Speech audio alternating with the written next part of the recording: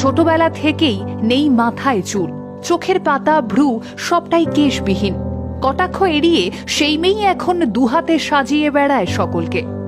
চারপাশে সর্বদাই ব্যঙ্গ বিদ্রুপের শিকার হয়েছেন পূর্ব বর্ধমানের ধাত্রী গ্রামের মেয়ে শতরূপা। দ্য বং আনটোল্ডকে দেওয়া তার এক্সক্লুসিভ সাক্ষাৎকারে জানান জীবনের ওঠা পড়ার নানান অজানা কাহিনী। 5 বছর বয়সের পর থেকেই চুল পড়তে থাকে শতরূপার, আর কিছুদিনের মধ্যেই ভ্রু আর চোখের পাতা সহ সম্পূর্ণই পড়ে যায়, সাথে মাথার চুলও।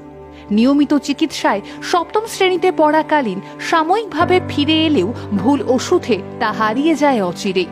স্কুলের সহপাঠীদের ব্যঙ্গ বিদ্রুপ থেকে দূরে থাকতে সুন্দরবনে হস্টেলে চলে যান শতরূপা, কিন্তু সেখানেও একই ঘটনার পুনরাবৃত্তি।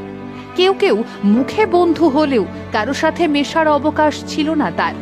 পড়াশোনায় ভালো বলে খানিক সম্মান মিললেও মানুষ শতরূপার